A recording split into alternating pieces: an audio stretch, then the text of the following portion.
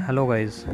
मान लीजिए कि आपके पास एक क्लॉक है जिसके दोनों साइड ऊपर नीचे दो मिरर लगे हुए हैं, और अब एक फोटोन है जो उन दोनों मिरर के बीच में अप एंड डाउन कर रहा है लाइट की स्पीड से।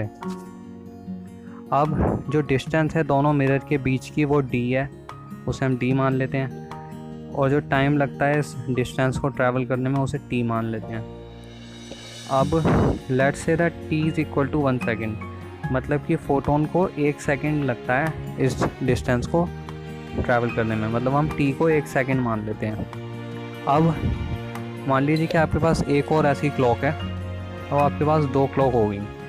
अब आप क्या करते हो कि एक क्लॉक के साथ तो आप अर्थ पे रुकते हो, और दूसरी क्लॉक आप अपने दोस्त को दे देते हो जो कि एक रॉकेट में बैठ के यूनिवर्स में ट्रैवल करना शुरू कर देता है। अब इस एग्ज़ाम्पल को आगे बढ़ाने से पहले दो चीज़ें समझने की ज़रूरत है आपको। सबसे पहला ये कि जो लॉज ऑफ फिज़िक्स हैं वो सेम रहते हैं, भले ही आप मूव ना करो या फिर आप कॉन्स्टेंटली मूव करो। फॉर एग्ज़ाम्पल, अगर मान लीजिए आप एक ट्रेन में है जो कि 60 किलोमीटर पर आवर की स्पीड से कॉन्स्टेंटली चल रही है, तो अगर आप सारी खिड़कियां बंद कर दोगे तो आपको पता भी नहीं चलेगा, आपको महसूस भी नहीं होगा कि आप मूव कर रहे हो। तो आपके लिए मतलब लॉज ऑफ फिज़िक्स बिल्कुल सेम रहेंगे, जैसे कि आप खड़े हो, मान लो आप मूव ही नहीं कर रहे, बिल्कुल ऐसा, मतलब ऐसा रहेगा। तो आपको तभी पता चल सकता है, या तो आप बाहर देखो खिड़की से, खिड़की खोल के, या फिर अगर जब ट्रेन एक्सेलरेशन या डिसेलरेशन में आएगी तो तब आपको महसूस हो सकता है। मतलब जो है कि लॉज ऑफ फिज़िक्स सेम रहते हैं, भले आप स्टेशनरी रहो यानी मूव नहीं कर रहे, या फिर आप कॉन्स्टेंटली मूव कर रहे हो। और दूसरी चीज़ है कि जो स्पीड ऑफ लाइट है वो कांस्टेंट रहती है हर कंडीशन में। फॉर एग्जांपल, अगर मान लीजिए आप एक कार चला रहे हो और एक आप बॉल को फेंकते हो उसी डायरेक्शन में जिस डायरेक्शन में आप कार चला रहे हो, आप खिड़की से बाहर एक बॉल को फेंकते हो, आप स्पीड की, वो बॉल की स्पीड क्या होगी? बॉल की स्पीड होगी speed of ball plus speed of car. लेकिन अगर आप हेडलाइट ऑन करते हो तो उस लाइट की स्पीड क्या होगी जो हेडलाइट में से निकल रही है बाहर? क्या उसकी स्पीड होगी speed of light plus speed of car? ऐसा नहीं होगा, उसकी वो भी लाइट स्पीड ऑफ लाइट से ही बाहर निकलेगी। तो इसका मतलब ये है कि आप कुछ भी कर लो, स्पीड ऑफ लाइट कांस्टेंट रहती है, और उससे ज़्यादा तेज़ जाना इम्पॉसिबल है यूनिवर्स में। अब हम अपने एग्जांपल की तरफ बढ़ते हैं।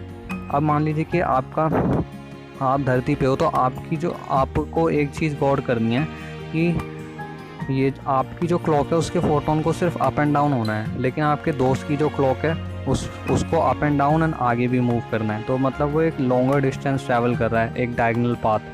तो इसका मतलब वो लॉन्गर डिस्टेंस ट्रैवल कर रहा है, लेकिन जो फोटोन है वो ऑलरेडी स्पीड ऑफ लाइट से मूव कर रहा है, तो उसकी स्पीड तो बढ़ नहीं सकती रॉकेट के साथ, तो और उसे डिस्टेंस ज़्यादा ट्रैवल करना पड़ रहा है। तो क्या आपको उसकी जो क्लॉक है वो धीमे अप एंड डाउन होती हुई नहीं दिखेगी? आपको धीमे टिक टॉक कर वो टिक मतलब आपको धीमे चलती हुई नहीं दिखेगी उसकी क्लॉक, आपको उसकी क्लॉक धीमे चलती हुई दिखाई देगी। लेकिन क्या उसे भी ऐसी महसूस होगा? उसे ऐसा महसूस नहीं होगा, क्योंकि वो तो कॉन्स्टेंटली मूव कर रहा है, और हमने जाना है कि जब तक हम कॉन्स्टेंटली मूव कर रहे हैं हमारे लिए तो सब कुछ नॉर्मल रहता है, यानी उसके लिए सब कुछ नॉर्मल। उसे लगेगा कि मेरी क्लॉक तो एकदम सही नॉर्मल मूव कर रही है, कोई धीमी मूव नहीं कर रही, क्योंकि वो भी तो रॉकेट के साथ आगे बढ़ रहा है। तो इस वजह से क्या होगा कि जो टाइम है उसके लिए स्लो हो जाएगा। अब उसको ये चीज़ महसूस इसलिए नहीं होगी क्योंकि उसकी थिंकिंग प्रोसेस भी उसी हिसाब से स्लो हो जाएगी, सोचने समझने की शक्ति, इसलिए उसे महसूस ही नहीं होगा कि टाइम उसके लिए स्लो हो चुका है। तो ये होता है टाइम डायलेशन, इसे हम टाइम डायलेशन कहते हैं। मान लीजिए आपका दोस्त गया 1 साल के लिए यूनिवर्स में ट्रैवल करके आया लाइट की, मान लीजिए 90% of the speed of light पे, और तो जब वो वापस आएगा तो उसके लिए तो 1 ही साल गुजरा होगा, लेकिन धरती पे हो सकता है 50 साल गुजर जाएं। और ये बात सुनने में बहुत अजीब लगती है और अविश्वसनीय लगती है, लेकिन ये बात एकदम सच है, और इसको साइंटिस्ट ने कई बार प्रूव भी करा हुआ है एटॉमिक क्लॉक्स की मदद से। तो इसे हम टाइम डायलेशन बोलते हैं। बेसिकली इसमें ये होता है कि जैसे जैसे हम यूनिवर्स में अपनी स्पीड बढ़ाते हैं वैसे वैसे हमारे लिए टाइम जो है वो स्लो होता रहता है। जैसे कि आप उस एग्जांपल से भी समझ सकते हो कि वो जो है उसकी क्लॉक जो है वो धीमे अप एंड डाउन होगी, लेकिन उसे वो महसूस नहीं होगा, क्योंकि उसकी थिंकिंग प्रोसेस भी उस हिसाब से, क्योंकि एक तो वो खुद भी रॉकेट के साथ बढ़ रहा है आगे, और साथ में उसकी थिंकिंग प्रोसेस भी स्लो हो जाएगी। अब इसे हम थ्योरी ऑफ स्पेशल रिलेटिविटी से डिड्यूस किया जाता है इसे, जो कि एल्बर्ट आइंस्टाइन ने दी थी हमें। थ्योरी ऑफ स्पेशल रिलेटिविटी से वैसे तो बहुत सारी चीज़ें डिड्यूस करी जाती हैं, ये वो थ्योरी है, थ्योरी ऑफ स्पेशल रिलेटिविटी, जो कि आइंस्टाइन ने दी थी।